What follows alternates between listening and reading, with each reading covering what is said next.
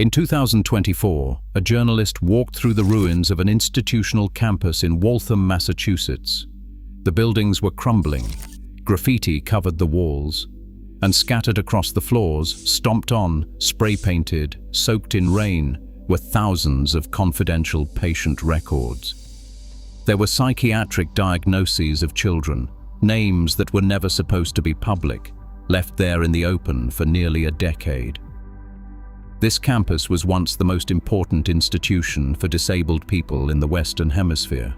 It was the place where America decided what it owed the people it had locked away, and then it was the place where America decided the answer was nothing. To understand how it all went wrong, you have to go back to the moment it was supposed to go right.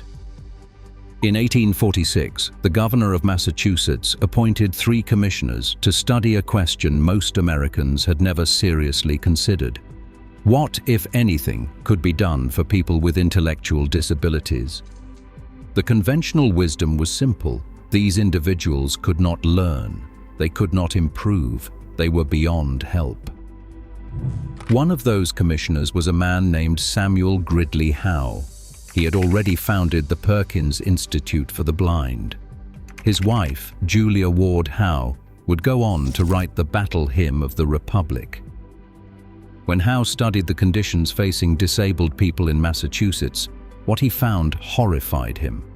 Families with disabled children faced an impossible choice: stay home and starve, or go to work and leave their child in situations where abuse was almost guaranteed. Most ended up in poorhouses with no real care at all. In 1848, Howe convinced the state legislature to give him $2,500 to try something no government in the Western Hemisphere had ever attempted. He would open a school for children with intellectual disabilities. Not a warehouse, not an asylum, a school, with classrooms, vocational training, music, and athletics. The concept that these children could actually learn was considered revolutionary. And for a time, it worked. The school grew, the students progressed, and Massachusetts became a model for the nation. But the man who would give this school its name would also give it something far more dangerous: ideology. In 1887, a 28-year-old physician named Walter Fernald became the school's 3rd superintendent. He moved the institution to a sprawling new campus in Waltham, 186 acres, with dozens of buildings. Under Fernald, the school became the most respected facility of its kind in the world. Doctors and politicians traveled from across the country to study his methods. He created what many consider the first modern special education program. He established the Templeton Colony, the first independent farm community for disabled people. Walter Fernald was, by almost any measure, a visionary. He was also a eugenicist. Fernald sat on the board of the Eugenics Society and coined the term defective delinquent, arguing that certain disabilities expressed themselves as criminality and moral failure. His ideas helped shape the IQ testing movement that would classify entire categories of people as unfit for society.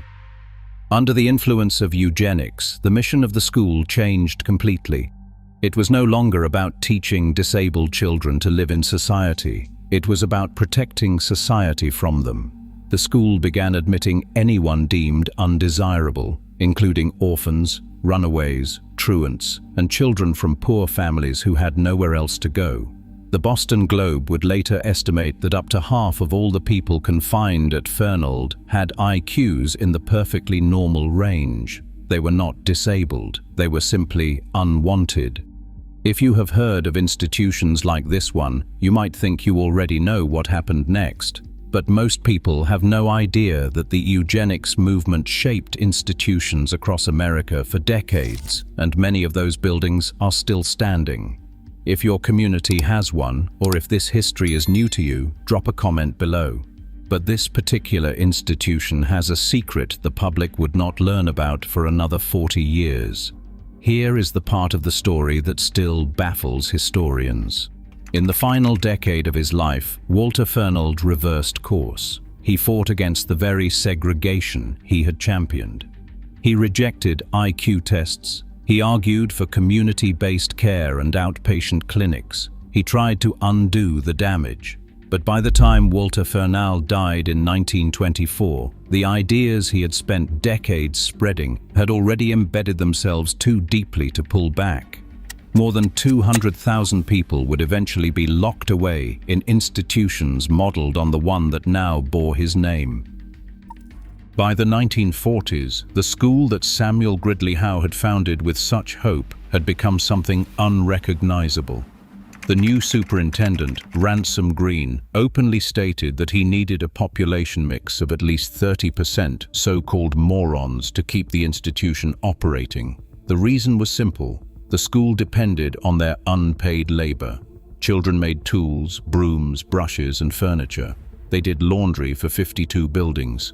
They cooked, cleaned, and maintained the grounds.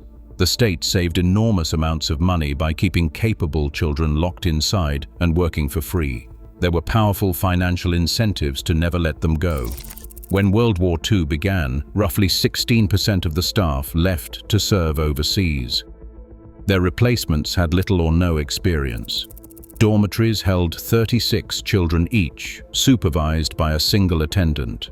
Reports of physical and sexual abuse multiplied, and the population surged to nearly 1,900 by the end of the war. Into this world walked an 8-year-old boy who had already lost everything. His name was Fred Boyce. His mother had abandoned him as an infant. He had lived in 7 foster homes in 6 years. When his last foster mother died in the winter of 1949, the state of Massachusetts gave Boyce a rudimentary IQ test and committed him to Fernald. His records show he was labeled a moron, even though his test scores fell within the normal range. He would remain inside those walls for 11 years. Years later, Boyce described what it felt like. He said they believed they did not belong to the human species. They thought they were some kind of people who were not supposed to have been born. The boys at Fernald would have done anything for a single day outside those walls.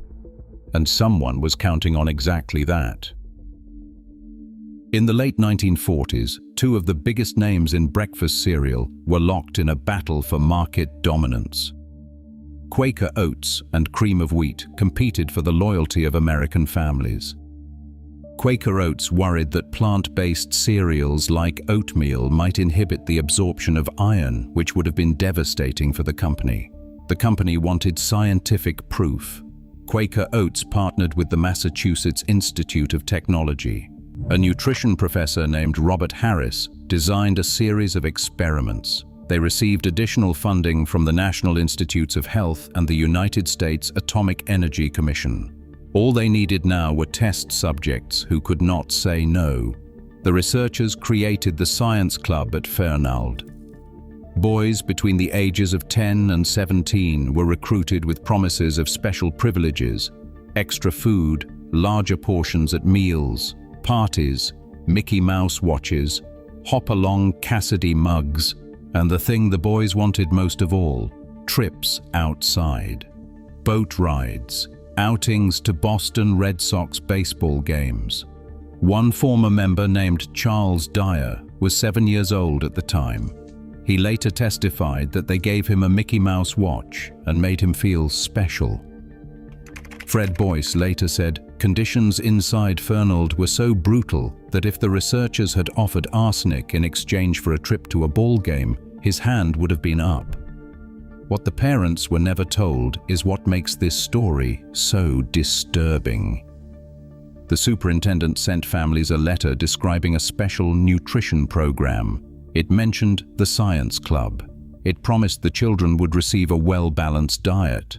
It never once mentioned radiation. The letter used an opt-out system. If a parent did not explicitly object, their silence was taken as consent. Copies of those letters, along with thousands of other documents from this era, would eventually be found scattered across the campus floors decades later, left behind for anyone to find. Between 1946 and 1956, more than 70 boys ate oatmeal laced with radioactive iron traces. They drank milk containing radioactive calcium. Some received direct injections of radioactive calcium into their bloodstreams. 17 subjects were given iron supplement shots containing radioisotopes. These were children. Some of them had joined the club because it was the only way to get a second helping of food. All of this was done to track how the human body absorbs minerals from cereal. The results greatly pleased Quaker Oats. Their oatmeal was no worse than cream of wheat at iron absorption. The findings were published in academic journals and cited for decades. Nobody involved saw fit to mention that the test subjects were children who never had a choice. The experiments violated the Nuremberg Code, the ethical principles established after the Nazi Holocaust. The boys who were subjected to them would not learn the full truth for another 40 years. But the experiments were only one piece of what these children endured every single day. Attendants forced boys to sit on wooden benches for hours with their arms folded. If a boy unfolded his arms, he was hit. Children who tried to escape were locked in solitary confinement cells and stripped naked. There was a single mattress on the floor. For years, the State Boys, as they came to call themselves, endured it. They fought back in small ways, fistfights with attendants, repeated escape attempts. They were always caught and always returned.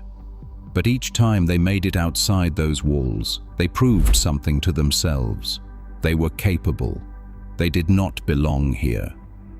For years, the State Boys had tested the limits of what Fernald would tolerate. On November 4th, 1957, they stopped testing. 15 residents seized control of Ward 22 in a planned uprising. They looted, they smashed windows, they set fires. For nearly 9 hours they held police, firefighters and state mental health authorities at bay. It was the same day the Soviet Union launched Sputnik into orbit.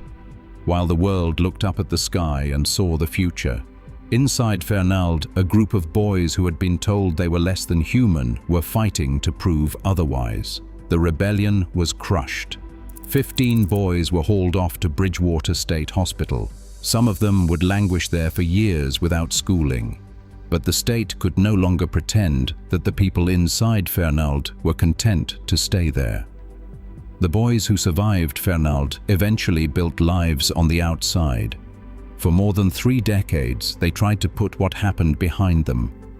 But the full truth of what had been done to them was still waiting. Fred Boyce left Fernald in 1960 at the age of 19. He could barely read. He did not know how to ride a public bus. He once watched his bus pull away because he thought he had to wait for the driver to invite him on. He joined the carnival circuit, running games of chance at country fairs. It was one of the few places where nobody asked to see a diploma. Then, on a winter morning in 1993, Fred Boyce turned on his car radio. A news report announced that decades earlier, children at the Fernald State School had been unwittingly fed radioactive cereal by MIT researchers. Boyce shouted at the radio. That was him. He was one of those children. Boyce gathered 30 former Fernald residents and launched a class action lawsuit against MIT and Quaker Oats. In 1994, Senator Edward Kennedy chaired a congressional hearing on the experiments. Kennedy confronted one of the researchers directly, demanding to know why the experiments had been conducted on institutionalized orphans instead of MIT students or children at private schools. The researcher, Konstantin Maletskos, defended the work. He said he felt just as good about it as the day he did it. President Clinton issued a formal apology. In 1998, a federal court awarded the victims a settlement of $1.85 million.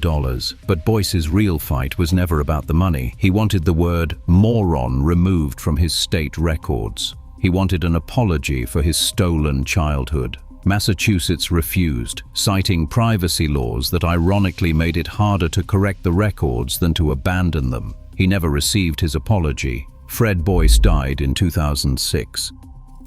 If you think the story of Fernald ends with its closure, it does not.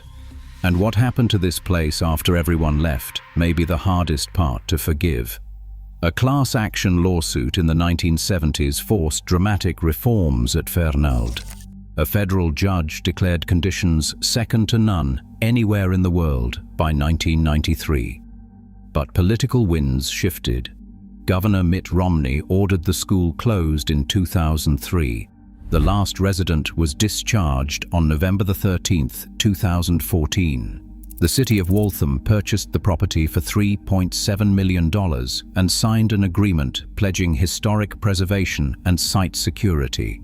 Neither happened. No security company was ever hired. Copper thieves stripped the buildings. Vandals overran the campus. In January of 2024, Oliver Egger, a journalist who is also Walter Fernald's great-great-grandson, published an investigation in the Boston Globe. He revealed that thousands of confidential patient records had been left behind when the school closed. Psychiatric diagnoses, the names of children scattered across floors, strewn outside in the elements, spray-painted and urinated on by trespassers. Months later, the Globe reported that the Massachusetts State Police had also abandoned decades of confidential case files on the campus, including evidence from an unsolved murder. The federal government launched a civil rights investigation. In April of 2025, a 4-alarm fire tore through one of the original buildings. Arson was suspected, but the most forgotten part of Fernald's story is not inside its crumbling buildings. It is buried in the woods behind them. Between 1947 and 1979, Fernald and the neighboring Metropolitan State Hospital buried 296 of their patients in a shared plot of land carved out of the forest. The graves were marked with small slabs of concrete, half sunken into the earth.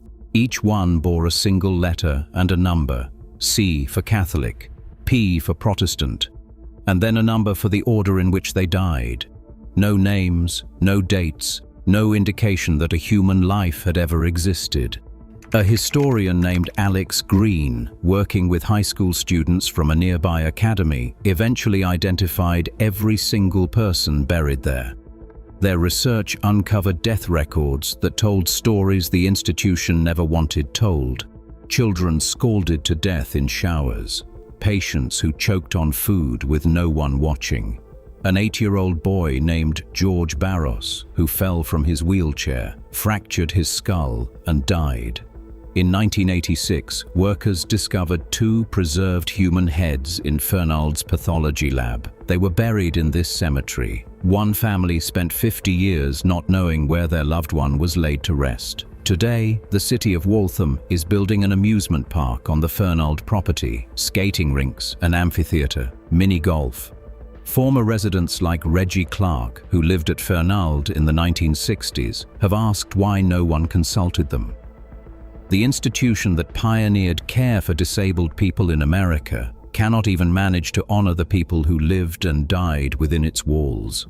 The records are gone now. The buildings are burning. The cemetery is overgrown. And the question this place first asked in 1848, what do we owe the people society has deemed least worthy of its attention, remains unanswered. If someone you know lived in an institution like Fernald, or if you believe records like these should be made public so families can finally learn what happened to the people they lost, say so in the comments. These stories only survive if someone is willing to tell them.